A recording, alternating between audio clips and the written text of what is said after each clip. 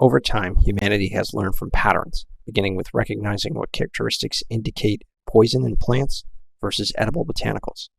In the same way, machine learning is all about recognizing the patterns in data so that useful predictions can be made. In this course, I'll explore various machine learning systems tailored for diverse objectives and discover the essential steps to integrate machine learning into a data warehouse environment. Evaluate different machine learning products to find the best fit for your needs and determine when pre-built models align with business requirements. Develop a project utilizing a pre-built ML model and learn the rationale for creating new models, including the nuances between AutoML and custom model training. I'll also delve into the process and list the critical steps in data preparation for machine learning, create custom-trained model using the Vertex AI SDK for Python, and finally, discern the differences between Vertex AI and BigQuery, including how to integrate Vertex AI with BigQuery workflows. This course is one of a collection that prepares learners for the Google Professional Data Engineer exam. In this video, I'm going to describe what machine learning is and what machine learning is not.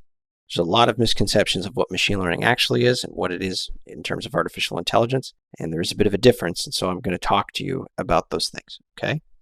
So machine learning is coming, basically, it's expert system. It's really good at recognizing patterns in numerical data, and any data, whether that's an image, audio, a text file, can be represented as numbers. And in those numbers, there's a statistical pattern. And the job of the machine learning model in this expert system is to identify what those patterns is. And this is where we use these things in critical applications such as data mining. We use them also for natural language processing. We use it for chatbots and image recognition. And these machine learning systems are going to provide potential solutions for any domain that we work with. So think about it. Every chat you have, every image that you generate, every natural language that you process with NLP, you're taking text or images and transferring them over into a numerical representation. And then the idea here is that we want to be able to use machine learning to identify those patterns. Then once we have those patterns, we can then make a prediction using those patterns, okay? So here are some common use cases for machine learning. One of them, there's speech and image recognition. So not only am I able to speak into a microphone and then have speech to text sort of come up on the screen, but I can show it an image and it will be able to tell me what that image is. There's biomedical engineering as well.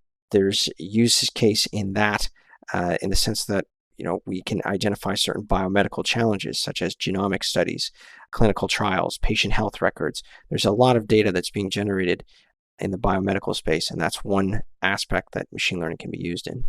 It can be used in recommendation engines. Every time you log on to Netflix, think YouTube, think of that algorithm that shows you the next video.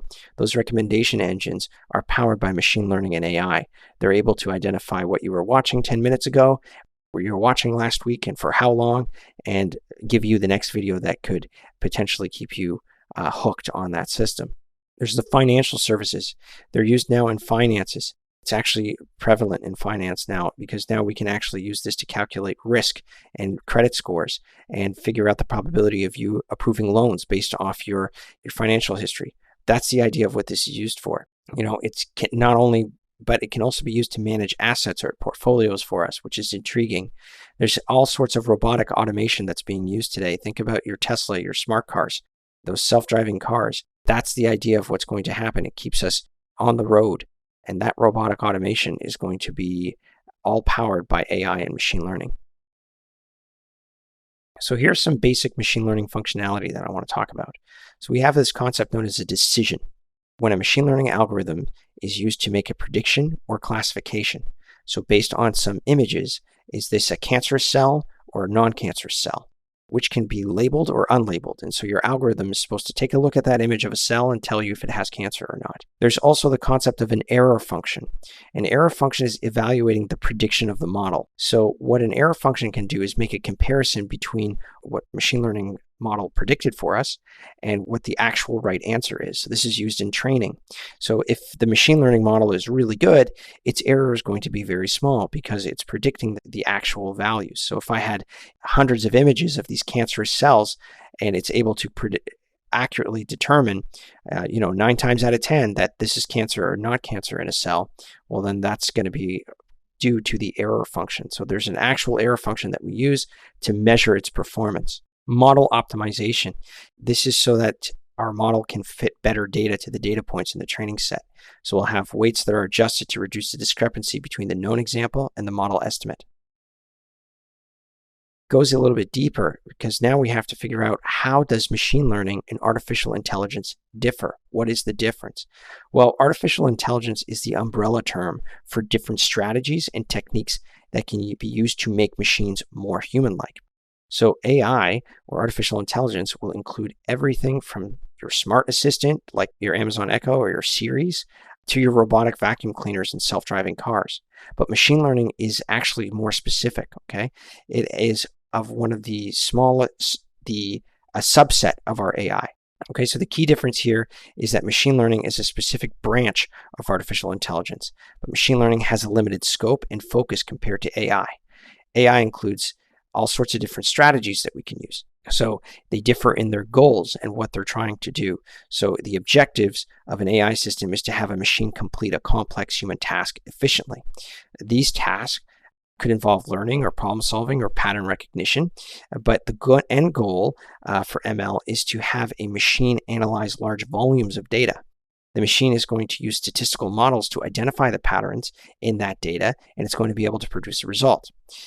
And so this result has an associated probability of correctness or degree of confidence, and that's what this machine learning model is doing. The methodology that they use is different as well.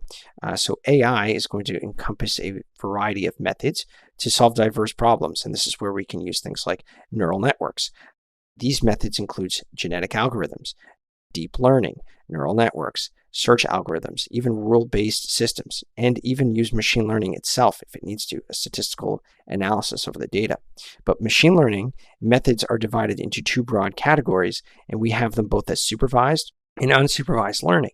So a supervised machine learning algorithm learns by labeled data, typically data that's been labeled by a human being. And so that is going to be used as our input. Whereas unsupervised machine learning is utilizing data that has not been labeled, that has no labels at all. And the machine learning model is going to try and assess what's being used. Here's an implementation. How are they using the implementations here? Well, the process of building a machine learning model usually has two pieces. We first have to find the training set. We have to select and prepare the training data set, which involves us cleaning the data set, removing any outliers, basically what you might expect out of any type of data analyst position. And then you have to choose a pre-existing machine learning strategy or model.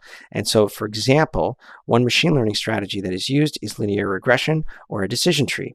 Now, data scientists' job is meant to select the most important data features and figure out what we're trying to do with those data features and what model to use.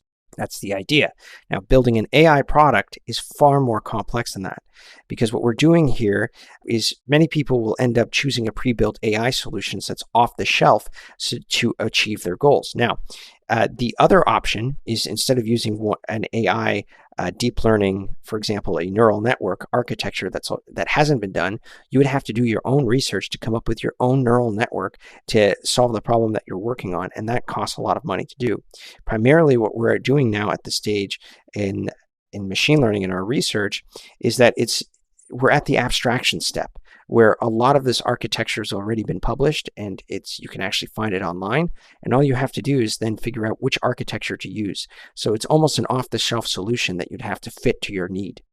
Now, the other thing is that there's different requirements, right? So machine learning solutions require a data set of several hundred data points for training, and so that's really important, plus sufficient computational power to even do the training itself. Now, depending on the use case that you're using, you could use a single server, you could use a cluster of servers. It depends on what you're trying to solve. Now, a very high intelligent system with an AI tool, it's very computationally expensive. You are going to use most likely a GPU when working with AI to actually solve this large data set problem that you'll be working with. It requires far more data than several hundred data points for training in machine learning solutions. Now, here are some typical machine learning solutions for businesses and what they're used for. Primarily, I've used machine learning for things like customer segmentation, where I can segment customers based on their behavior, their preferences, and their characteristics. And that just allows us to target them for different marketing activities or sales if we need to get a salesperson to speak to them. There's also things like fraud detection. Your bank uses this. So it's able to identify when someone is committing a fraudulent act with somebody's credit card, for example. There's also things such as sentiment analysis. This is where we can actually look at all the text from customer feedback and analyze the text and figure out exactly how happy or how angry or how people feel when it comes to a certain product or service that you've offered. Now, each of them comes with some advantages and disadvantages. So let's talk about some of the advantages of machine learning and disadvantages of machine learning. So the advantage is that we have great pattern identification. That's exactly what they're for.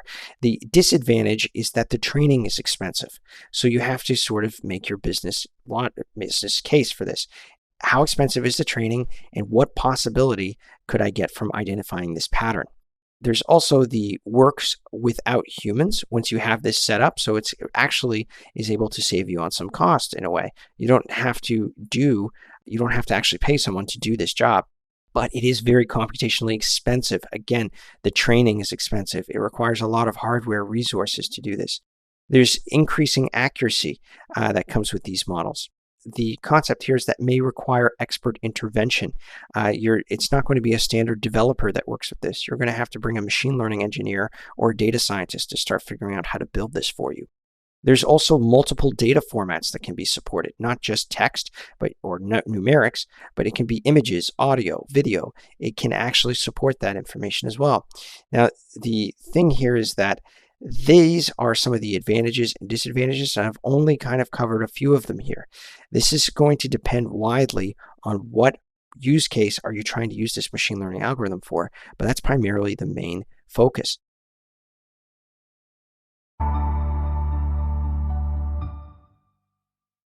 In this video, I'm going to discuss the 4 types of machine learning algorithms. Okay, so let's first understand what these 4 types of machine learning algorithms are. The first type is known as supervised machine learning algorithms. There's unsupervised or semi-supervised, and there's also the reinforcement machine learning algorithms. Now let's go ahead into each one of these and sort of dissect how they differ and what makes something supervised or unsupervised, and what does a semi-supervised even mean. Let's first go ahead and start with supervised machine learning because it's the easiest one to understand. These machine learning algorithms are trained on labeled data.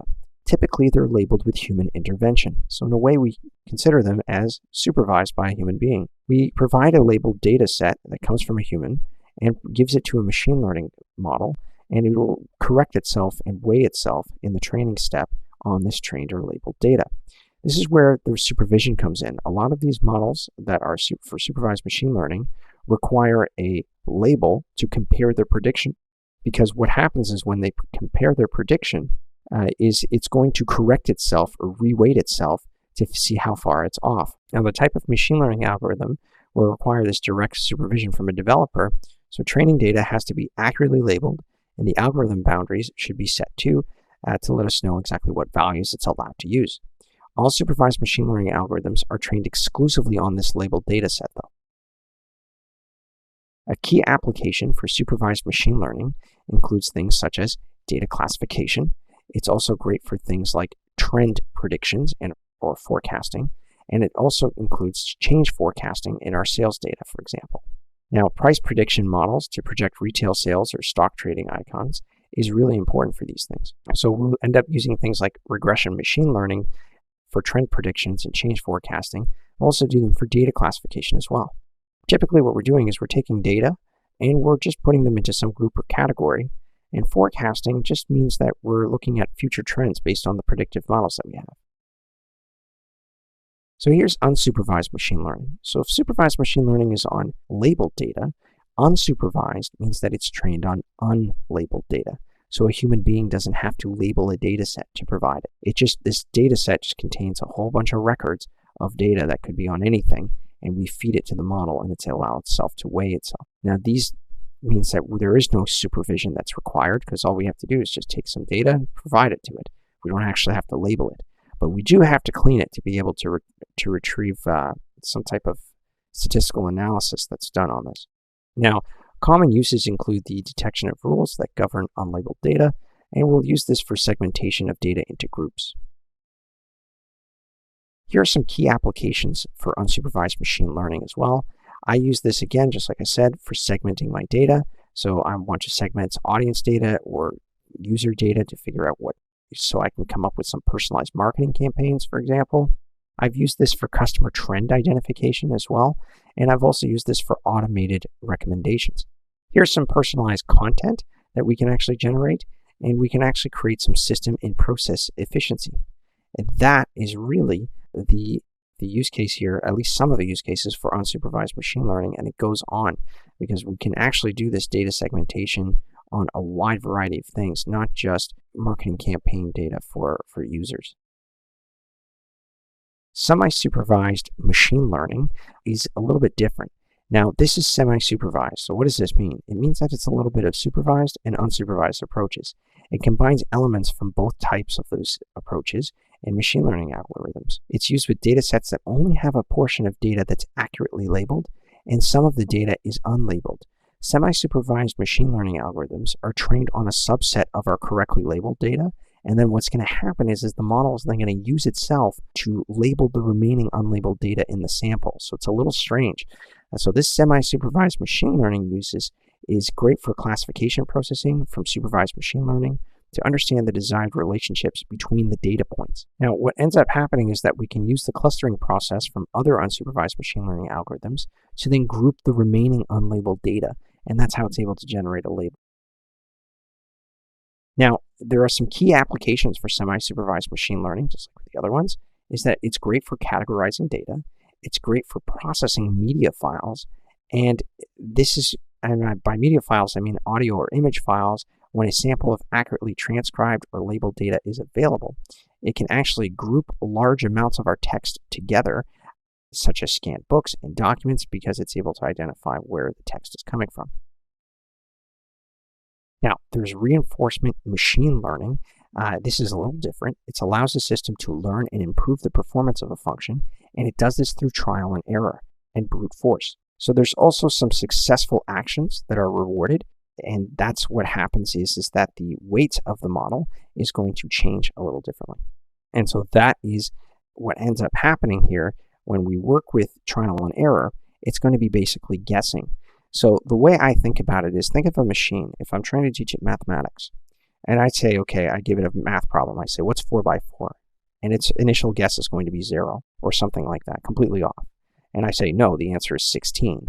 What happens is that it realizes that it's completely off, and it readjusts its weights so that the next time it sees a 4, it might think that the answer contains a 6 in it, for example. But you do this over millions of rows, over as many records as you have in your training set. And what ends up happening is, as it gets the answer correct, we're going to change the statistical samples so that this doesn't affect its weights anymore. So if you get the answer right, you don't change anything on the weights, you move on to the next one. That's kind of its reward. So here's some key applications for reinforcement machine learning, okay? So there's the AI development, which is important. So this is the development of artificial intelligence. We have things such as natural language processing tools. We have also things such as self-driving vehicles. Another thing that we have is known as video game AI, and it's used in things such as finding efficiencies in really complicated systems. And it's also playing games against humans is what's being used.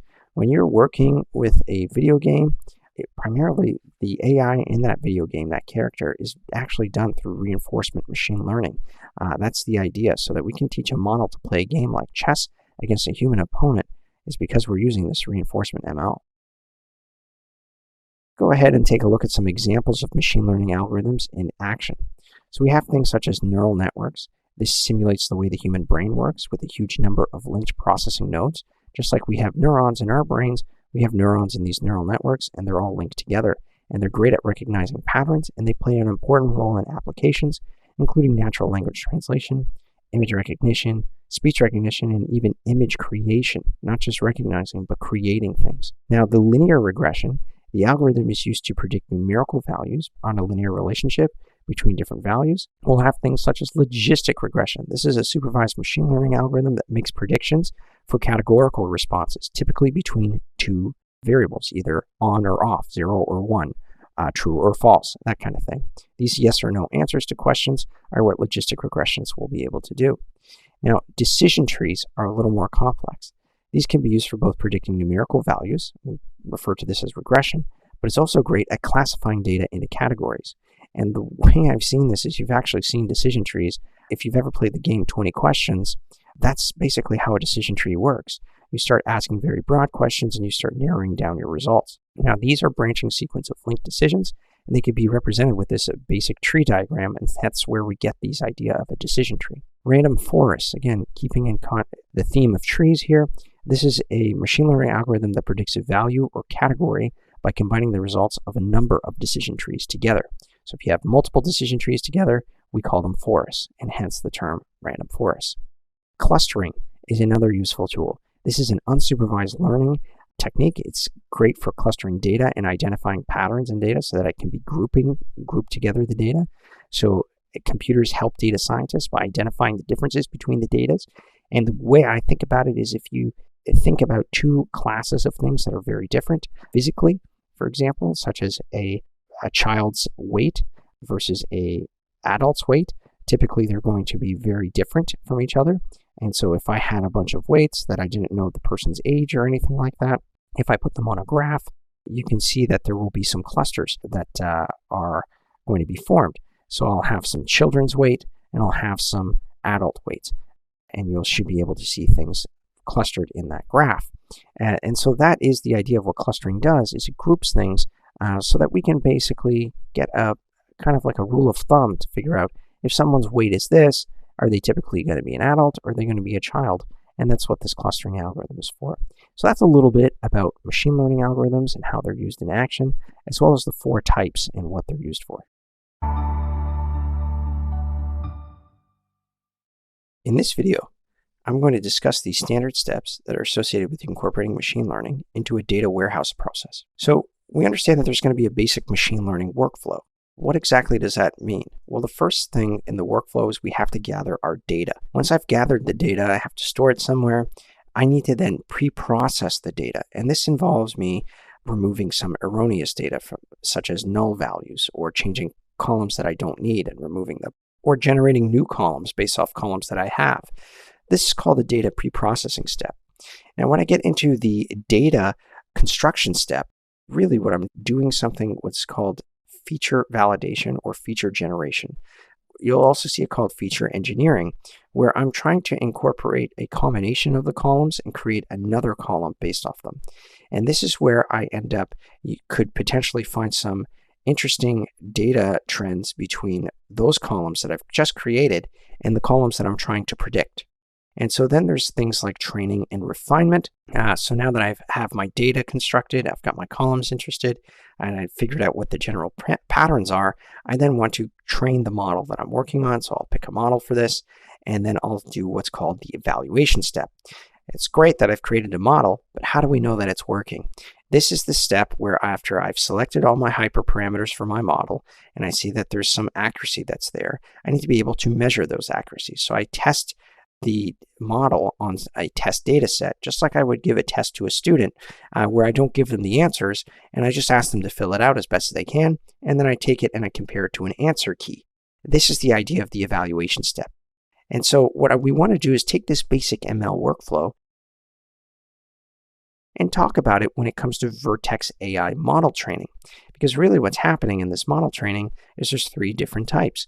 In Vertex AI, we end up using AutoML, which lets us train our models on image, tabular, text, and video data sets without writing any code. And it's going to be doing a lot of that data construction and prediction and evaluation steps for us. We're also going to be doing the custom training loop, which is a little more custom for us, right? This means where I have to come in with my own training code and my training pipeline, and I can run this custom code that's catered to a specific use case. I can also use this on Vertex AI, which lets us use Ray to scale AI and Python applications like machine learning models. Another thing that I can use is BigQuery Enterprise Data Warehouse, where I can manage and analyze some data. It's a fully managed enterprise tool, data warehouse tool, and so I can store that data there. I can manage it. I can change its schema. I can create new columns. I can even analyze the data directly in that tool, and it's all powered by SQL. And data scientists primarily use SQL, and they can run large queries with only just a few lines of code, and it's all serverless, so it's going to contain things like our built-in machine learning models so that I can make some predictions. So it'll only support things like, for example, batch predictions for our models if I want to. There's models that will be able to make any type of prediction that I'd like. So there's an automation step in Vertex AI and machine learning. So we have the first thing in the pipeline. This is called automate. What we want to do is we want to automate the ingestion step of our data. So I can actually have this entire training step, evaluation step, all of it done already. And then what I can do is after the model is trained, I can deploy it and I can even monitor the model to see how it's performing in production. I can see if there's a lot of drift between if it's seeing data that it can't predict properly, if its accuracy is starting to be low. I can also even manage the model itself and actually either take it down or bring it up again for retraining if I need to. It's the infrastructure that the model is run on can all be managed directly in the Vertex AI pipeline. Now, when we're talking about machine learning pipeline lifecycle, we first need to define the process of defining a machine learning pipeline is so that we can build an entire pipeline from scratch. And so this stage, we need to perform a few steps, such as choosing a machine learning framework. Am I going to use, for example, TensorFlow, or am I going to use PyTorch? I can define pipeline tasks and configure the pipeline. I can then start compiling my code so that it's able to run directly in the system. Now, this typically involves me Dockerizing the code, so putting it inside of a Docker image and then providing the Docker image to the pipeline lifecycle and then have it run my training loop there. I can also even run my code there, and then that is where it's going to take my Docker image, open it up, and put it in the cloud and start running it. Another thing that we can do in the machine learning pipelines lifecycle is we can monitor, visualize, and analyze our data sets. So after I create a pipeline run, I can even monitor the performance of how the system is running. I can see some graphs. It can give me some metrics. And then from there, I can even delete or stop the pipeline run if I see something that is not really useful for me. I can stop incurring some extra costs. Now, all I mean by a pipeline run is just an execution instance of the machine learning pipeline definition that I had, which includes things like my training and my evaluation step. So each pipeline is going to be run, and it's going to be identified by a unique name. And from there, I can just identify how the system is performing. I can monitor it, visualize it, analyze it, and then I can just stop or delete the pipeline run if I need to. So those are some of the actions that I can take when it comes to machine learning pipeline lifecycle in Vertex AI.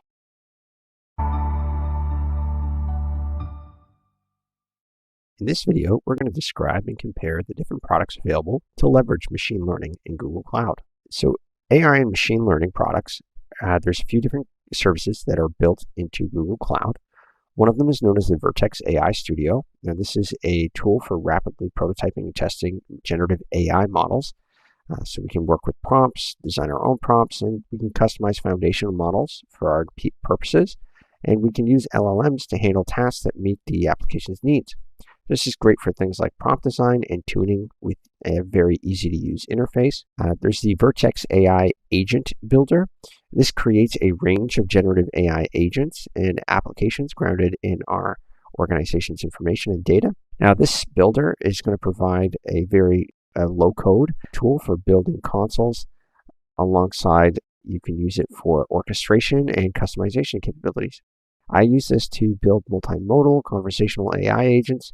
I can also build a very good search experience on my own data.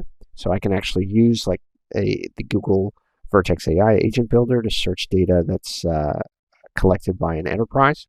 And there's generative AI document summarization. This is very useful. Now, this is a very one-click solution. What it does is it creates a pipeline that extracts text from PDFs or images, and it creates a summary of that extracted text. And it's using the Vertex AI generative AI Studio, and it stores the searchable summary in a BigQuery database so that I can actually just query it with my applications if necessary. Here's machine learning and machine learning operations tools. So, we use this data scientists and engineers to create, test, monitor, tune, and deploy machine learning and AI models. So it's all built into the Vertex AI platform. We have things such as Vertex AI notebooks. So we can also create these custom machine learning training loops in these AI notebooks and deploy them onto the platform. One thing I enjoy working with these notebooks is the fact that they're shareable with other people on the team. So I'm able to share my data scientist workflows with somebody else, and it involves rapid prototyping and model development and deploying AI solutions on Vertex AI with very little work or overhead that's necessary. AutoML is a tool that's meant to train high-quality custom machine learning models with very minimal effort. So this allows me to build custom machine learning models in minutes with a very low code. I can train models specific to my business needs just by providing the data that I want it to be trained on, and then AutoML will take care of the rest and figure out the best way to train it. Here's some speech-to-text and language APIs that are available. So we've got things like natural language application programming interface. So this is the API for natural language, and I can apply natural language understanding to apps with this API. So I can train and open machine learning models to classify, extract, and detect sentiment from language. This text-to-speech is very useful, so I can convert text into natural-sounding speech using a Google AI-powered API that's built into Vertex AI. This will improve things like customer interactions. There's voice user interface in devices and applications. We've also used it for speech-to-text, which is backwards, I guess the opposite of this, where I speak into a microphone and it writes it down in text, almost like a closed captioning thing. So I can accurately convert speech into text using this API. And it's great for automatic speech recognition and real-time transcription.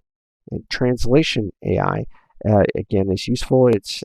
We can use this content in apps for multilingual, fast, dynamic machine translation, and it's great for real-time translation, and it gives us some localization of content so we can internationalize our products much easier using this artificial intelligence. Here's some image and video APIs. So we have Vision AI. We can derive insights from our images in the cloud with auto machine learning vision or use pre-trained vision API models to detect objects, understand text, and more. Accurately predicting and understanding images with machine learning is what's available here. We also have a video AI, which is enable powerful content discovery and engaging video experiences. So we can actually extract rich metadata at the video, shot or frame level. And this is all done through custom AutoML tools. And so video AI is very useful for analyzing videos, and Vision AI is very good for analyzing like high-resolution pictures. Document AI includes pre-trained models for data extraction. This is where we use what's called the Document AI Workbench to create custom models where we can retrain existing ones. We have a Document AI warehouse so that we can search and store our documents. So it makes it easy for us to extract, classify, and split our data from our documents. And it's reducing manual document processing, and it makes things a little bit easier for us. We gain insights from our document data this way. Some AI assistance in conversational AI. So we've got things like Dialogflow. So conversational AI platforms are great for AI and LLM. And so this builds natural interactions for complex multi-turn conversations, builds and deploys advanced agents quickly. So these are just great for chatbots. They're very advanced. We can build and manage these virtual agents with Dialogflow. Each agent can be an expert or a chatbot on one topic. We also have contact center AI. So that's interesting. So we can transform our contact center with AI technology assisted with Dialogflow and Agent Assist. So we can increase operational efficiency and personalize custom care with this tool. It's an end-to-end customer as care as a service solution with its own call center solution. We also have Gemini Code Assist. Now this is quite useful. This is helping out is the engineers who build these tools. So it offers code recommendations in real time. We can suggest things like full functionality and code blocks, and it identifies vulnerabilities in our code as we write it. And so this will suggest fixes as it's noticing what I'm writing and noticing any vulnerability. So again, it keeps my code cleaner and it allows me to identify errors much faster. It's available for Go, Java, JavaScript, Python, and SQL. And you can actually have extensions in your IDE editors such as VS Code and JetBrains IDEs. Here's some AI infrastructure that's actually used. So we've got things like tensor processing units, graphics processing units, and central processing units. So these are containers that can run on different chips. So I believe Google has their own called TPUs, which are quite useful. They're very powerful. We use these to work with neural networks to actually be training them. Graphics processing units, again, is very good at processing images, and it's useful for things like video analysis or image analysis. And then central processing units is just the CPUs. That's great for machine learning and mathematics. So we also have what's known as the Google Kubernetes engine. So these are some of the tools that offer I guess like a consistent development process. So what this is it allows us to scale our system. So as we have more demand or more images coming in after we've trained our models, we want to move on to the inference step. So we containerize the completed model, and then we want to deploy that to an area where it will meet demand. So if there's a lot of people trying to use our model to retrieve an inference, so it's submitting text or an image to the model, what Google Kubernetes engine will do, rather than get one machine overwhelmed, is it will spin up extra machines as traffic is high, and then route the traffic to those machines. And so that means that we're going to get a horizontally scaled solution. And then when traffic starts to diminish and we don't need that many machines, there's no need for us to pay for it. What the Google Kubernetes engine will do is it will slow things down by taking away those machines that don't need to be there. So that's just a way for it to intelligently make sure that we're not overwhelming our machine, and it allows us to save costs and horizontally scale the machine based on our demand. And that's a little bit on AI infrastructure and a few different services that are offered by Google Cloud to help us with AI development. In this video, we're going to determine in which scenarios pre-built models would best meet a business use case. Let's first understand that in Vertex AI, remember this is just a machine learning platform that lets us train and deploy our machine learning models in our AI applications. It allows us to customize these large language models that already exist, and we can use them in our AI-powered applications. Now what's happening here is that Vertex AI is combining things like data engineering, data science, and machine learning engineering workflows so that we can actually do this in one service that's offered by Google Cloud. Now Vertex AI model training and deployment has a few different components to it. There's several options for training. One of them is known as AutoML, which lets us train our tabular, image, text, or video data with very low code, and it prepares our data splits for us so that it can evaluate the model that it's training. All I have to do is just provide the data and select the foundational model that I want to train, and AutoML will take care of the rest. Now, if I'm looking for a more customized solution, I can use custom training, which allows me to take my code that contains my training loop and give it some hyperparameter tuning options and provide it my own machine learning framework, and then give that process over to in a Docker container to this custom training loop, and it will actually run the training model on the Google Cloud for me, and then I can actually take a look at the evaluation metrics after it's done. Model Garden allows me to discover, test, and even customize and deploy Vertex AI and select open source models. And this is models that are already available for anybody to use, so I can take them and fine tune them. But this just allows me to take a look at what's available to figure out which one might best suit my needs. And it just gives me a playground for me to actually test these things. Generative AI gives us access to Google's largest generative AI models for multiple modalities. These tools, these AI models are meant to actually take text, code, images, and speech and generate them. We can tune our Google LLMs to meet our needs and deploy them for our AI-powered applications, all directly in Vertex AI. We have Vertex AI pre-built containers that allows us to take our Docker container images, and then we can run them as pre-built containers for custom training. This is the one I typically use, but It's really meant on your use case, whether you can get away with using a more automated abstract solution, but it requires some understanding of Docker and programming to be able to train these models this way. Here are some pre-built containers. We've got things like organized machine learning framework and version. So these containers are organized by machine learning frameworks and versions, and they can include things like common dependencies that you want to use in our training code. And then we can actually take a look at these containers so they're easier than creating a custom container. It's kind of a way for us just to go ahead and use these things. So if I want to use TensorFlow, typically we're going to be using the TensorFlow framework, and there's a specific version and it has its own dependencies that it needs to include for it. So I can actually take those containers and run those, and I can use those containers rather than creating my own to create a custom container for me. Now, the Vertex AI pre-built containers is available in several artifact repositories that I can just download anytime I need them. And we can store data in various locations this way. And it's Google Cloud Console chooses our best uniform resource identifier for our location. And this will provide the smallest latency. This will reduce our latency for this kind of thing. We also have things like TensorFlow. These are some of the available container images that I've used on Vertex AI.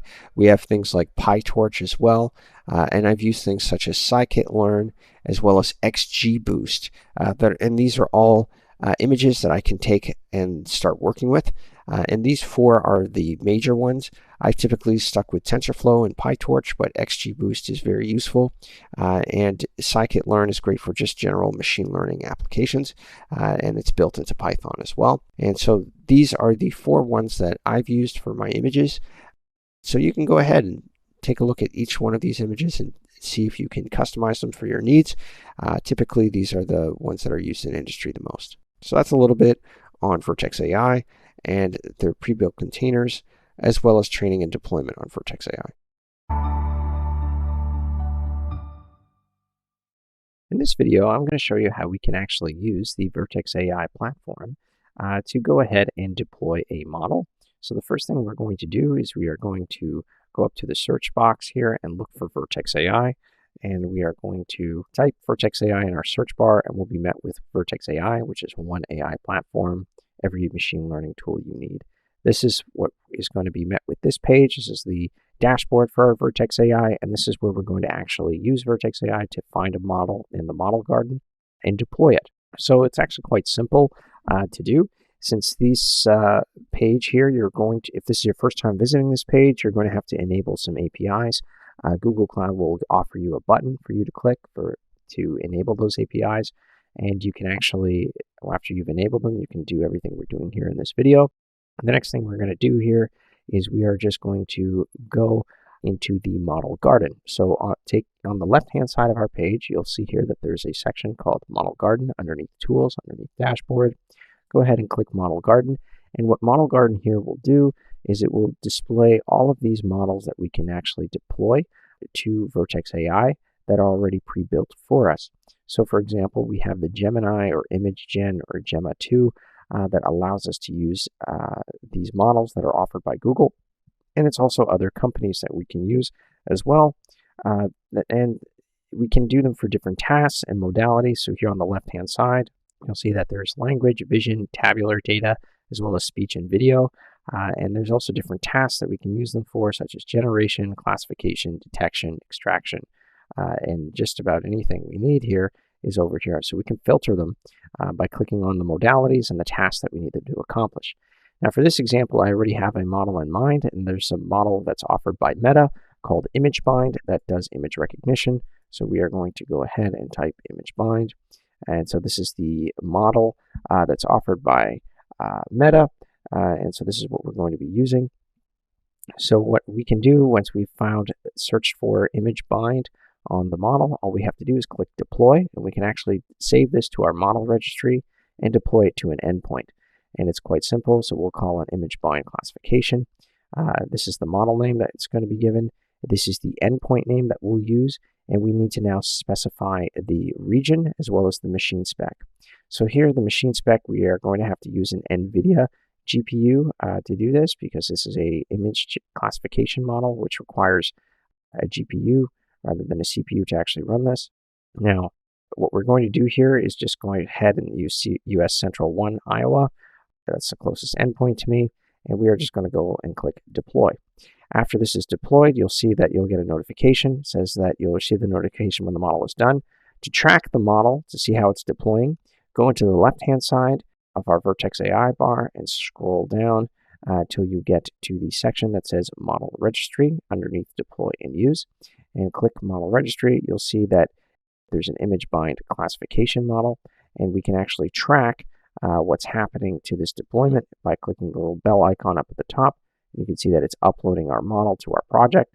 If we click that, you'll see that this is the dashboard for our project, and you can see everything on how it's performing. Okay, so now that that's ready to go, if we click pipelines, you'll see that there's a few different pipelines that allows us to tune and manage. But right now, you just it will give you a notification when the system is ready to go, and then that is what's going to give us our model for classification.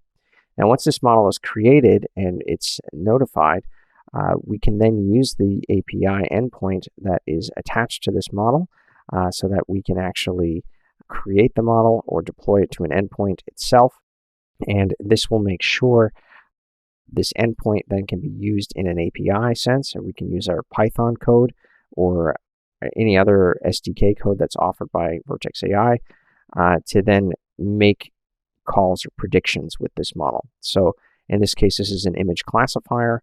What we would do is we would have to encode an image and send it over in an API post request to the endpoint that's provided to us by Google Cloud, and then it'll retrieve a classifier from this model. And that is how we can actually deploy any model to the system.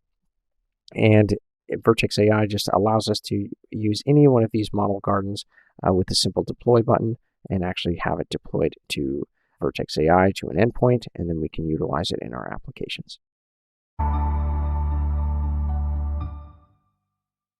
In this video, we're going to be describing the use case and purpose of developing new models and the difference between AutoML and custom model training in Vertex AI. Let's start with custom training and what it is. Custom training is provided by Vertex AI, and all it is just a simple training service that enables us to operationalize large-scale and model training. Now, so this managed training allows me to use Vertex AI to run training applications that I define on the large scale, and I can also use them on any Google Cloud machine learning framework that's available and any infrastructure that's there. It's a very custom solution that allows me to use things such as PyTorch or TensorFlow or scikit-learn or XGBoost in my Docker container that contains my training code. Really what I'm doing is I'm using these models or these frameworks to actually design what's called a training loop. And this training loop is going to be what trains the data and sets the weights for the model that I'll be working with. Here's a training method that I can use. So selecting a training method just requires a few different considerations. This table is going to try and explain what those things are, right? So for example, if you have some data science expertise, then I recommend that you use some custom training.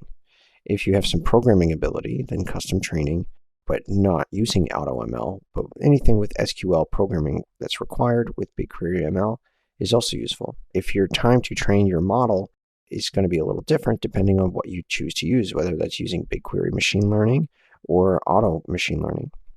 So let's say your time to train for a custom training model is going to take longer because you're setting up the code yourself, you're setting up the actual training loop. So that's going to take much longer than, say, using something like AutoML or BigQuery ML, which is more of an automated solution for machine learning.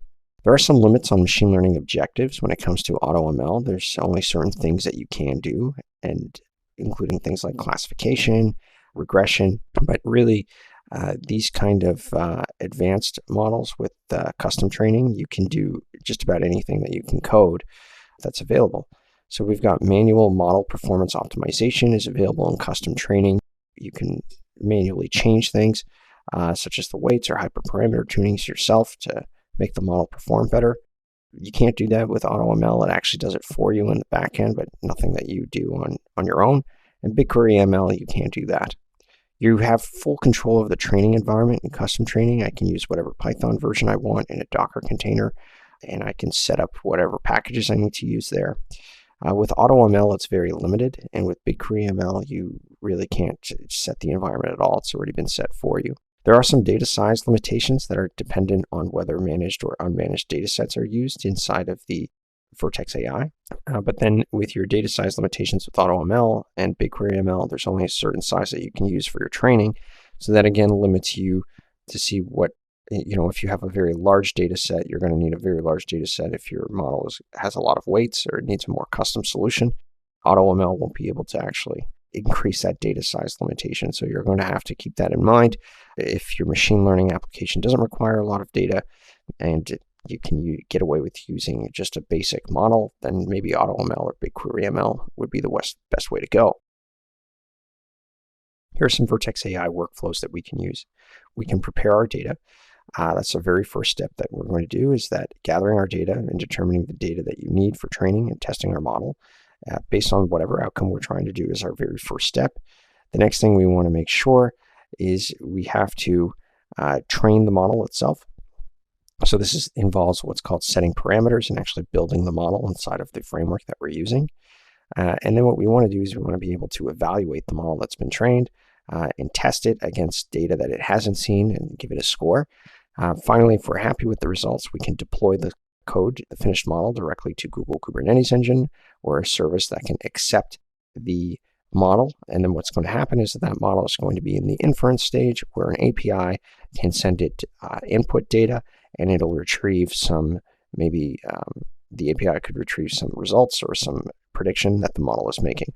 What you want to do after this is just clean up your infrastructure after you're done training.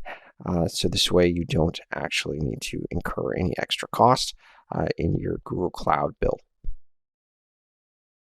So custom training is just a very basic beginner's guide here, just to talk about that. What we have with custom training is we have to first package our training code. Typically what I do is I use Docker to do this. So remember, with custom training, this refers to training a model using any machine learning framework, so TensorFlow, PyTorch, or XGBoost. Now each of these frameworks have their own dependencies, and such as what Python version they need to be run on and what packages TensorFlow actually needs to install for it to work. So I need to package all of this inside of a Docker container. So I'll make a Docker image that will actually be able to create as many containers as I want for this training code, including things like its training data will be built in. And then what I want to do is I want to configure and submit this Docker image with just some settings to what infrastructure this Docker image needs to be turned on to. For example, I could have a Docker image that is going to utilize some GPUs. So I'll maybe have some hardware that's offered by Google Cloud that'll have some NVIDIA GPUs for me to use for training. And then once this is actually trained, I get to monitor the status of the custom training job. It'll let me know exactly what it's doing and what state it's in, whether it's currently running or waiting, or if it's failed. And I can see what's going on there in the Google Cloud console. Here's some custom training workflow here that I can discuss. So we've got, the loading and preparing our training data is very important. We have to prepare the training application, which involves, not just creating a Docker image, but figuring out what infrastructure that we're going to need. And then, loading and preparing the training data could involve just, cleaning our information, collecting the data from the web if we need to, and then organizing it in a way that we can programmatically retrieve it in a training application. And then we have the configure our training job. This involves like what infrastructure I'm going to need to spin up on Google Cloud and to be able to accept this training job. And then I want to be able to create the training job in Google Cloud Console. And then it's going to actually create some model artifacts and output that could be stored into a Google storage bucket, for example. This file is what's going to actually be used by in the inference step, this artifact that's being generated by our training application. And what we want to do is we can then import that artifact into Vertex AI directly and set up some infrastructure for the inference step so that people can actually use it to make predictions. Now, packaging our training code just means that we can submit our Python file directly, or we can create a Python source distribution. Those are two ways that we can actually handle this. So the first one is pretty self-explanatory. We've got a Python file, and this is just for quick experimentation. I can just submit the code to execute my training all in one Python file, and one of the pre-built Vertex AI training containers will take that and consume that Python file, and then Vertex AI will use that pre-built container to actually run the Python file to see how that's working, if it behaves properly. We can also create what's known as a Python source distribution here. This will contain the training application. So I'll store my source distribution with the training code and dependencies in any cloud storage bucket. And then I can use Vertex AI to retrieve code from that source. Another thing that I can do, which I've mentioned before, is I can use the custom containers. This is the one that I use the most often. This is very useful for when you want more control over your application, or you maybe want to run code written in Python, not written in Python, for example. Maybe there's some other language that I want to use for machine learning purposes. So then I'll need to write a Docker file, build my own custom image, and push it to the artifact registry. And then from there, I can actually get Vertex AI to retrieve that image from the artifact registry and use it in a training job. So that's a little bit on the custom training modules when it comes to Vertex AI and Google Cloud. In this video, we're going to describe the process and list the key steps in preparing data so that we can incorporate it into a machine learning solution. Let's first talk about why we need to even prepare our data to begin with. Well, there's some dangers of poor data quality. One is that any machine learning algorithm that has to accept some data, we have to feed it some data. Garbage in equals garbage out when it comes to machine learning. Without well-prepared data, even your most advanced algorithms can produce inaccurate or misleading results entirely. And so this can impede the effectiveness of the model that we're trying to create. And it can even lead to inaccuracies. And this is if we have our data that's completely imbalanced. It can also be a cause to lead to inaccuracy. So if I have data that's heavily skewed into one side, if I'm asking it to choose between two classes for classification purposes, and I have 75% of my data as one class and 25% of my data as another class, well, guess what? The machine learning model is going to be biased into predicting. It's going to be predicting on the 75%. It's going to be thinking that most of the data that it's seen is going to actually be this class. And that may or may not be true depending on the situation that you're trying to teach it. And on the other hand, you can also cause overfitting. So poorly prepared data can lead to this overfitting, where it performs very well on the training data, but poorly on new or unseen data when it goes into production. And it makes the model less useful in real-world applications. It doesn't really help anybody if the model does very well in training, but very poorly in prod. So if that's the problem with poor quality data, what do? What's the step-by-step process to actually make it into good data? Well, first thing we want to do is we want to cleanse the data, and then we want to be able to transform our data and optimize the data for the application that we're trying to do. Now, cleansing the data just means that we're trying to clean it. Maybe we want to change them into certain categories, or take a column and turn it into a numerical representation of that column rather than text using one-hot encoding. We could also use some type of transformation layer. Maybe I want to convert things so that they, instead of going from 0 to 100, like a numerical column that has values ranging from 0 to 100, I can actually transform them so that they go from 0 to 1. Typically, machine learning models are very good with understanding all numbers between 0 and 1. It becomes a little bit harder when they're much larger. That's what we can do here to optimize our data set. And this is the main component of the system that we're trying to do, is we want to optimize the data so that it's easier for the machine to actually do these training process on. And so this is going to involve doing concepts like one-hot encoding, and we want to also change numerical ranges from 0 to 100 or 0 to 1,000, between 0 to 1, so an ML model can handle that number. Now, preparing our data for machine learning is the very first thing. Is we want to be able to gather the data. So we have to collect it from various sources. Now, that could be within our organization. It could be a database or a data warehouse. It could be some spreadsheets that are put in some sort of Google Cloud Drive that people have. Or it could be an API that I can reference to actually retrieve information from the web. And this is what our first step is just to retrieve that information, and it's going to be raw and uncleansed data with a lot of problems. There could be some messy data that we have to actually clean. And so the next step is probably the most time-consuming step, is that cleansing the data is important. So we have to cleanse for things like omissions and inconsistencies within our data and try and fix those things. So we may have to impute some data, drop some rows completely, and this is where I can to correct those missing values and maybe just remove some outliers that don't really have an impact on the model that I'm trying to train. I want to be able to transform and normalize the data set through processes like normalization and encoding to make it compatible with machine learning algorithms. This is where, after I've cleansed the data, I now want to prepare them to be fed into the machine learning model. Now, I can reduce the data's complexity without losing any information, and this makes the machine learning model often using techniques like dimensionality reduction so that it can actually be a little easier for the machine learning model to use it for training. Now, this is a complicated step, and it depends on the use case that we're trying to have and the data that we've collected, and even the machine learning algorithm we're trying to train. So you kind of have to use this one sparingly. Too much dimensionality reduction can cause the machine learning model to not train properly, and it could underfit on the training or overfit. And so you have to be very careful with this one. But it is an option, but it requires a lot of testing to make sure that it's doing what you expect it to do. Now, data reduction is important. So when we think about simplifying our data, what we're trying to do is we're trying to simplify our data without losing any of its usefulness, right? So this helps our machine learning models spot patterns more easily when we reduce our data.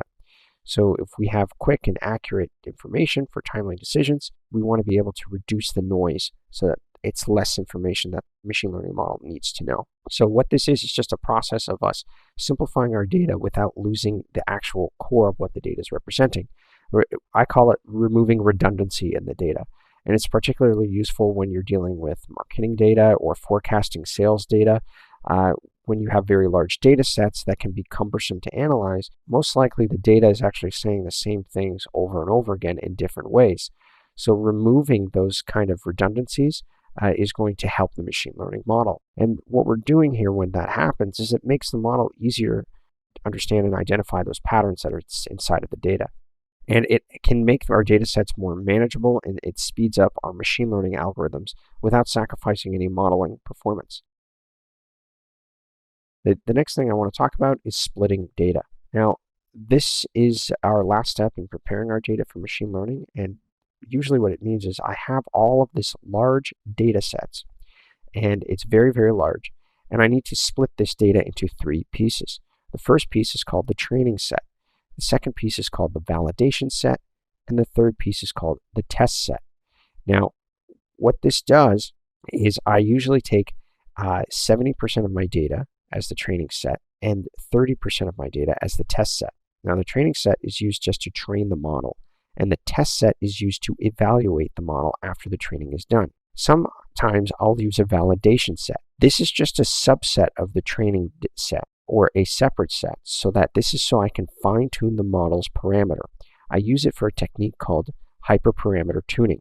This is where I can change the settings in the model itself, not the weights, but the settings of the model.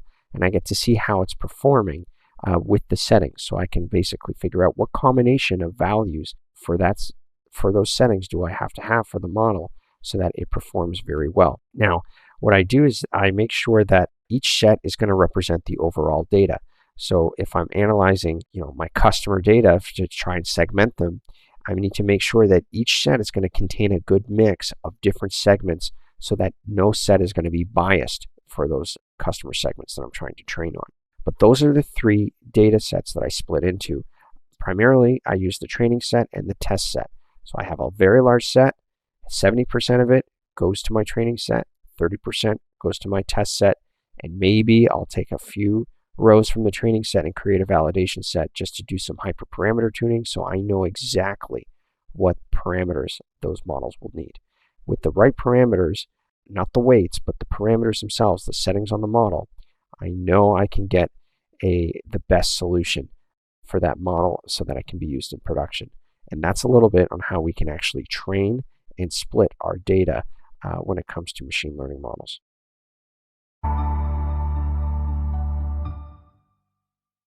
In this video, I'm going to walk you through the code that's required to create a custom trained model using the Vertex AI software, a development kit, the SDK, for Python. And I'm going to walk you through on how we can take this training pipeline that we just have and deploy it directly from Python, the SDK for Vertex AI, to the Vertex AI platform. So that's all we're going to do. So let's first get started with the understanding of what I've built here. So there's two main components.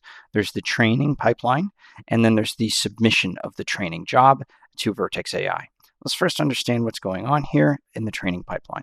So for this to actually work, what we're doing here is making a few assumptions with this pipeline. This pipeline works by reading a CSV file from Google Bucket. So I have on line 8 the pd.readCSV. So I'm going to be reading things with pandas in Python. And so I'm going to give a Google storage address with my bucket name, my data set, name of my CSV file. Now the data variable is going to be a data frame, and that data frame is going to contain all of our training data. I'm then going to do a pre-processing step starting on line 10, where I will drop certain values, maybe do some cleaning, and then do what's called the train test split, so we can identify if things are overfitting or underfitting by giving a test and a training pipeline or a training set of data. So this is how I can split my data. So I'm using the train test split from scikit-learn, which will take the x and the y vectors, and then it tries to create a test size of about 0.20% of the size of my training set, and use a random state of 42, so it's randomly selecting that split. I then just build a simple model. I'm building just a simple example here with Keras that comes from the TensorFlow model, and so this is going to then create a basic neural network here with some dense layers, which is fine. And then I'm going to compile the model and then begin training the model with TensorFlow. And then I can finally evaluate the finished model with the X test and Y test and see what's the loss in the accuracy. And I can print the test accuracy. Now here's the interesting part. Now that the model is trained, I get to save the model to a location. In this case, I'm going to be saving the model directly to a Google storage bucket. So I can give it a bucket address like so, just like I've done, and that's where my custom model will live. This is really important because we're using Google Cloud storage buckets as an intermediary step to hold the training data, but also to hold the file that contains the finished model. Now what I do then on line 36 and 37 is I run this train and evaluate function that I have, which will build the model and save the model to a bucket. Now once that script is ready to go, what I can do is then you talk about the submission job. Now the submission job is more, we're not doing any machine learning here, but what we're doing is more DevOps or machine learning operations functions here. The first step that we're doing is we're getting our Google Cloud bucket, and we're getting the AI platform. So this is a package that needs to be installed. There's two packages that I recommend you install for this. The one for Vertex AI is called Google-Cloud AI Platform. So we can install this in our terminal by using the pip package manager for Python and installing the Google-Cloud AI platform, which is the SDK for Vertex AI. I also will want to install another package called Google-Cloud storage. So if I run this command here, I will be able to install both the Google Cloud Storage bucket and the Google Cloud AI platform. Now, I already have these installed, so I'm not going to worry about installing them, but I would just hit enter and allow pip to install the packages in my virtual environment, and then I'm ready to go to actually run this submission job. So the first thing I'm doing is I'm initializing what's known as a Vertex AI client. This is where I have to initialize what project am I attaching this AI platform tool to, so that all of my commands that I run will be attached to that project. So this is where I will enter my project ID and the region for my project, which is US Central 1. Once I have that ready to go, I get my project ID from the Google Cloud Console. I can then move on to specify the Google Cloud Storage path for the training script. So this is where I will take my training pipeline that I have here, and I will upload this file to a Google Cloud bucket, to a Google storage bucket. Now I will have the path to that file and the name of the bucket for it, and I will then pass it to here. This is where we're going to retrieve that file from. So make sure that you have the proper path and address for where you put your train.py script from the previous step. Now that you have it and stored in this variable, you can then define the custom training job. Now we do this in the SDK by going AI platform dot custom Python package training job, all in camel case. Now I do display name, and then I give it a job that I can actually watch what it does on the Google Cloud console. So this is my custom training job as a string, and then provide another parameter called the package Python package GCS URI. This is the path to our training script that we have stored. And so I have that stored in a bucket that I stored in a variable here, training underscore script underscore path. And then I have a Python module name, which is train, without the .py extension. So that's what the name is called. And then I give it container underscore URI, and this is where I have the TensorFlow container. Now, this could be changed since if the time of the video you're looking at, they may move these things around. You may have different versions of TensorFlow that are available. You can retrieve this directly from the Google Cloud documentation to figure out what TensorFlow container that we're going to be using and running this training Python program in. Once you have that package ready to go, now you've got this job ready. All you have to do now is just run the custom training job by going model is equal to job.run, and you are set to go. You just give it a replica count, the custom display name that you're giving for this model, and the environment variables if there's any, and then you can give a base output directory, which is where you would stick your output for this file. So this is where you would actually run this on the Vertex AI. Interestingly enough, if you have your Google Cloud ready to go in your computer, that your local machine, you can actually run this script just internally and actually deploy the model directly to Google Cloud. But if you're looking to actually do the training stuff here on the Vertex AI, this is the script that we would do to actually submit this job. So we take our training script, rather than run it on our local machine, we'll run it in Vertex AI with a simple command here called job.run. And that is how we can use the Vertex AI SDK for Python. In this video, we're going to compare and contrast Vertex AI and BigQuery, and I just want to describe how Vertex AI can be integrated with BigQuery workflows. Let's first understand what exactly is BigQuery. So BigQuery is just a serverless multi-cloud data warehousing solution. It's totally serverless in the sense that we don't have to actually worry about managing our own infrastructure or spinning up infrastructure on the Google Cloud. What's going to happen here is that Google is just going to manage the servers for us and make this completely a multi-cloud solution. Now, usually I use this multi-cloud solution, serverless, to do things like machine learning, geospatial analysis, and it's been used for business intelligence to link up with dashboards so you can actually visualize your data. All of these tables can be queried with SQL, and based on the complexity of the SQL query, BigQuery will eventually intelligently spin up more resources on its own underneath the hood to actually run the query. So data scientists primarily use SQL, and they can run large queries with very few lines of code. And because this is all a multi-cloud environment, we can actually have this set up across different providers. Now, this leads to a very good enterprise data warehouse solution where we can actually link this to things like Tableau or some type of Studio, some type of visualization software. We can do all that. So it's very useful for this. Now, there are some languages for BigQuery. So we've got things like our SDKs for BigQuery that are available for things like Python, JavaScript. We can actually query BigQuery through our programming language programmatically. We have things like Google SQL, which is its own flavor of structured query language that has some extra features that are tied to BigQuery. And then obviously we also have the legacy SQL. And this is just your standard SQL language without any of the Google bits attached to it. And that's a way that we can query these tools on BigQuery. Now, BigQuery has this component known as BigQuery ML or BigQuery Machine Learning. And this is where we can utilize machine learning directly in BigQuery. We have things like our mobile development service or model development service with BigQuery. Now, what this means is that BigQuery ML and SQL users can just train their machine learning models inside of the BigQuery console, and I don't have to move my data into a Python language model or some type of JavaScript code or anything like that. I can actually just do it directly in the data warehouse. Now, this underlying training infrastructure is all handled by Google BigQuery, so that because it's serverless, I can actually just create my model directly in the console. And this allows me to just train the machine learning models in BigQuery, and I can even do things like batch predictions and to gain insights from our BigQuery data. All of this is done using the Google Structured Query Language, or Google SQL, and I can actually just link up to machine learning models this way.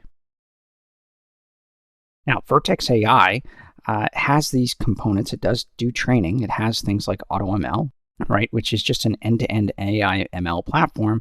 So AutoML just lets me train my models on image, tabular, text, even video data sets without writing any code. It's a very low-code solution, and we have things such as a custom training model where we can actually create our own tools, like our own Docker images that contain all of our custom training loops inside of whatever framework that we're trying to use, such as TensorFlow or PyTorch. And I can run those code on the Vertex AI infrastructure. And then I also have Ray on Vertex AI. Now, this allows me to use Ray to scale AI and Python applications like machine learning. So this is a very useful framework for me to actually scale my actual applications after they've been trained so that I can actually deploy them to a place so that people can actually use them or developers can use them for inference in the inference stage. Now, here are some available languages for Vertex AI. Just like there's SQL for BigQuery, we have different Vertex AI SDKs for Python that I can actually utilize. There's even a client library built into Java, and as well as Node.js. So all of these are packages for Java that I can get with Spring Boot. I can get Node.js with NPM, so I can grab the Vertex AI library, and I can install the Vertex AI SDK for Python using pip. And then I can programmatically access Vertex AI services such as AutoML and custom training solutions like that directly in my programming language. Now, here's how I can integrate BigQuery machine learning models in Vertex AI. So there's different benefits to having this. So one of them is that this is a fully online model serving. So this means that BigQuery machine learning will support things like batch predictions for our models. And now I can get online predictions pretty easily when I train my models in ML, in BigQuery ML, and deploy them to these Vertex AI endpoints. Now, this is more of a machine learning operations capabilities, but this is really what's capable here. So I can actually train the model in machine learning, in BigQuery machine learning or BigQuery ML, store the model, and then take that model and deploy it, I guess, on a Vertex AI endpoint. And then that endpoint is almost a way for a developer to access that model and make predictions or batch predictions with it. Now, this is where the machine learning operations capabilities come in with these services, because now we're talking about deploying and managing the security of a deployed model, and this is all done using Vertex AI.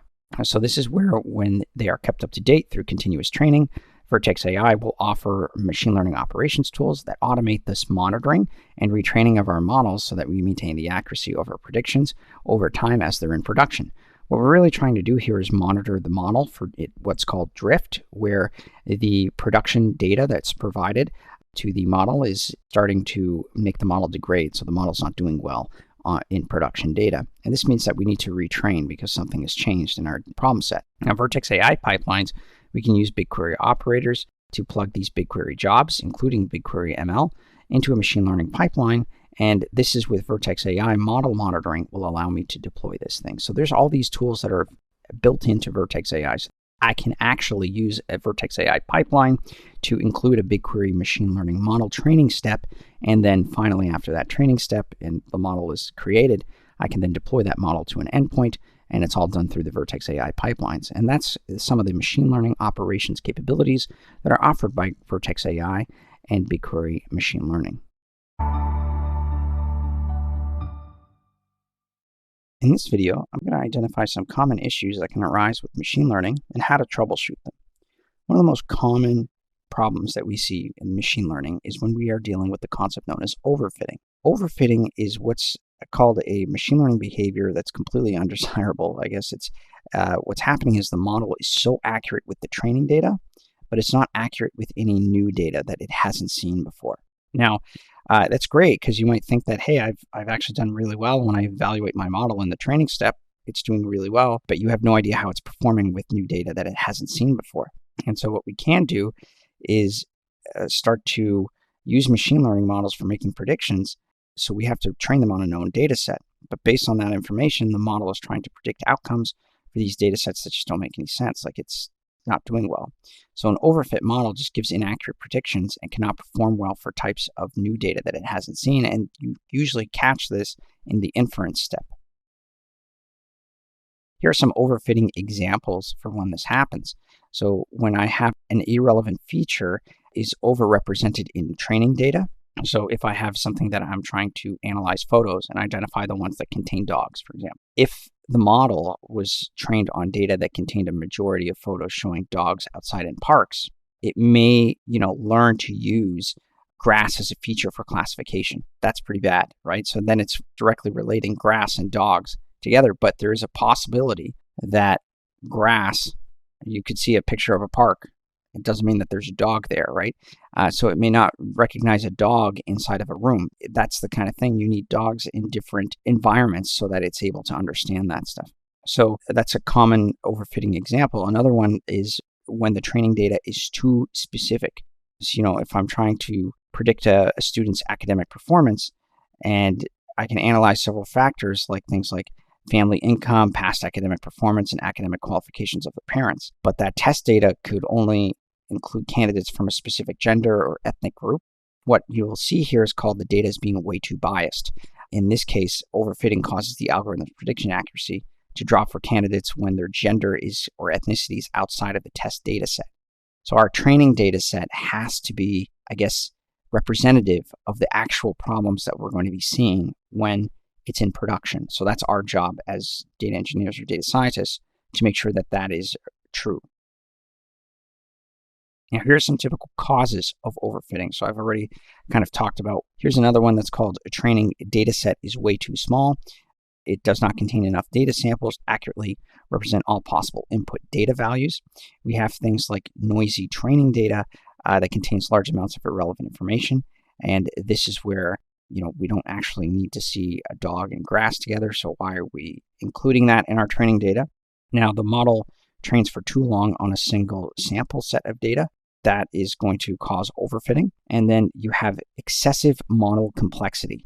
So it learns the noise within the training data, and that's a problem. So it should be good, but not too good at making predictions on the training data.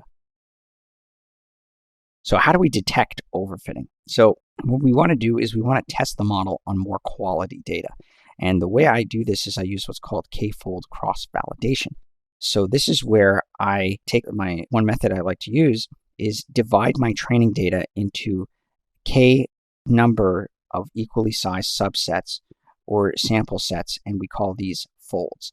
And then I train them on those folds. So the training process consists of a series of iterations. During each iteration, this is what I follow. Step 1 is to keep a subset of the validation data and train the machine learning model on the remaining subsets. So one of them it hasn't seen, and then I observe how the model performs on this one set, on this one fold that it has not seen.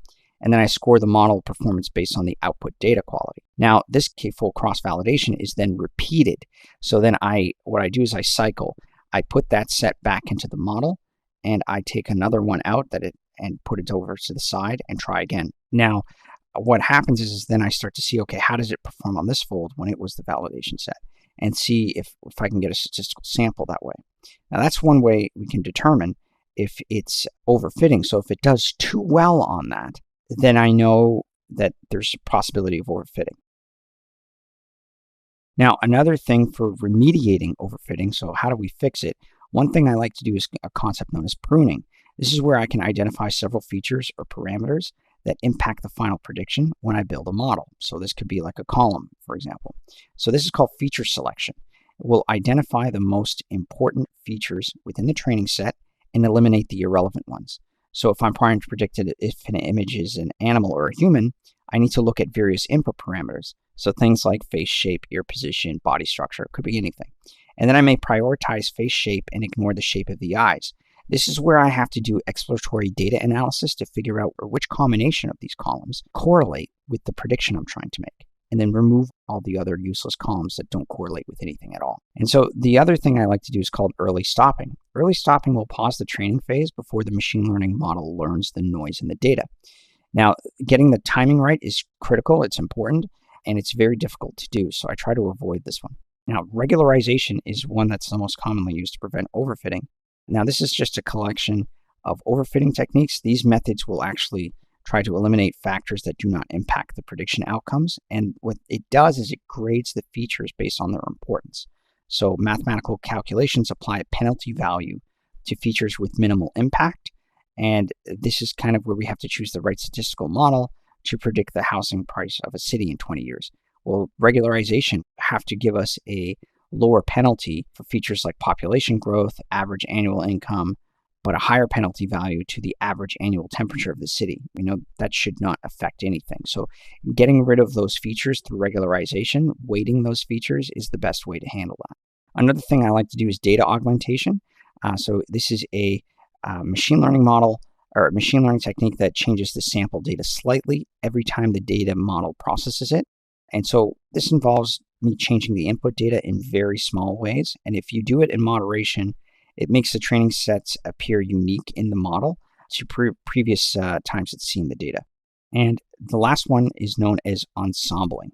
This is more of a statistical technique on our training data. Now, what this means is some models are what's known as weak learners because the results are just often inaccurate. But with ensemble methods, I can combine all the weak learners to get more accurate results.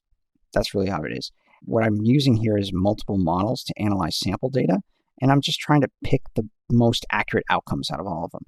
So one of the things that you'll see most commonly used in the field are bagging and boosting. Those are the two most common ensemble methods.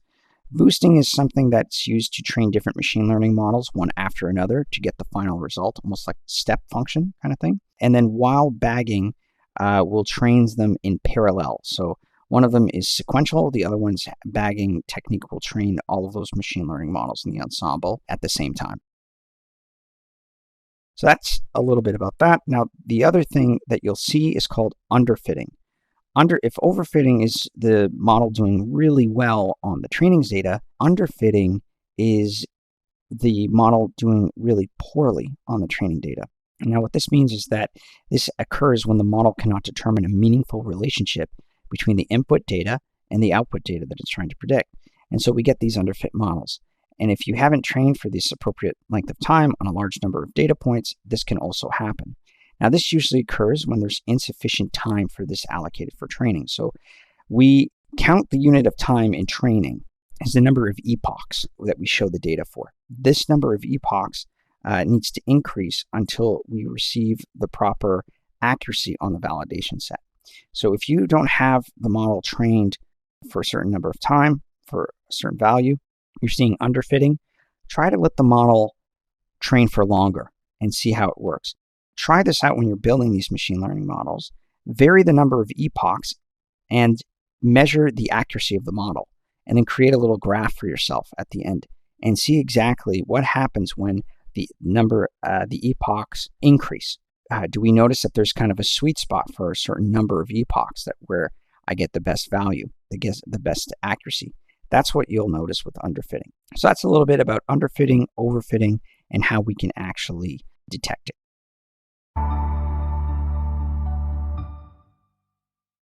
So in this course, we've examined how to navigate the machine learning landscape, discerning and applying the right systems, tools, and models, including pre-built and custom-trained ones, to effectively integrate machine learning into various business and data environments. We did this by exploring machine learning algorithms, workflow, Google machine learning products, using and implementing pre-built models, custom model training, prepping data for machine learning, training a model using Vertex AI, machine learning options for BigQuery, and troubleshooting issues in machine learning. Coming up next, in our next course, we'll move on to explore how to manage resources and costs effectively, automate data processing workflows, and optimize BigQuery operations for enhanced performance and efficiency.